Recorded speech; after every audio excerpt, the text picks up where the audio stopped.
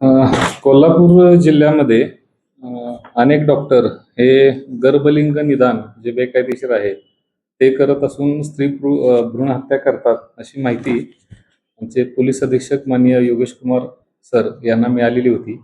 त्या अनुषंगाने S P सरांनी इस्पोली पोलीस ठाण्याच्या सहाय्यक पोलीस निरीक्षक क्रांती पाटील यांना सदरबाबत माहिती काढून छापा कारवाई करण्याबाबत आदेशित केलेले होते. एक क्रांती पाटील व त्यांच्या पथकानं तिथे गेले असता त्यांना गोपनीय माहितीची खात्री त्यांनी केली. त्यांनाही समजून आलं की श्रद्धा हॉस्पिटल येथील डॉक्टर युवराज पाटील हे गर्भलिंग निदान करतात व त्यांनी काही एजंट देखील ठेवलेले आहेत. तात्काळ त्यांनी माहिती माननीय पोलीस अधीक्षक सर यांना कळवली. त्या अनुषंगाने आमचे एलसीबीचे विभाग आणि टीम पण आम्ही तिथं पाठवली. त्या सर्व पथकानं तिथले सरकारी डॉक्टर रवींद्र कांबळे यांना बोलवून घेतलं. तसेच शासकीय पंच बोलवून घेऊन तिथे छापा कारवाई केली असता आधी बनावट गिराईक पाठवलं. तर बनावट गिराईकाला एक स्त्री पाठवली. त्यानंतर त्यांना लक्षात आलं की हे डॉक्टर खरोखर गर्भलिंग निदान करून देत आहेत. तसंच त्या स्त्रीला आपण आत पाठवलं. तिचं चेकिंग पण त्या डॉक्टरनं केलं आणि त्या बदल्यात ₹22,000 घेतले.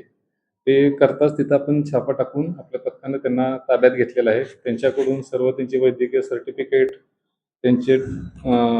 त्यांच्याकडं असलेले टॅब, कॉम्प्युटर्स, त्यांचं जे मशीन आहे ते आणि त्यांचं वाहन असं सर्व 12,30,000चा मुद्देमाल जप्त करण्यात आलेला आहे. डॉक्टरांची काही पार्श्वभूमी आहे का यापूर्वी कुठल्या गुन्ह्यात ते आढळून आलेत का? कारण वारंवार ते अशा प्रकारचं कृत्य करतात असं माहिती आहे. सदर डॉक्टर युवराज पाटील श्रद्धा हॉस्पिटल यांच्यावर पूर्वी देखील राधानगरी पोलीस ठाणे येथे अशाच प्रकारचे गुन्हे दाखल असल्याचे समजून आलेले आहे. सर्व गुन्ह्यांची माहिती घेऊन एकत्रितपणे पुढील प्रतिबंधात्मक कारवाई देखील आम्ही करत आहोत.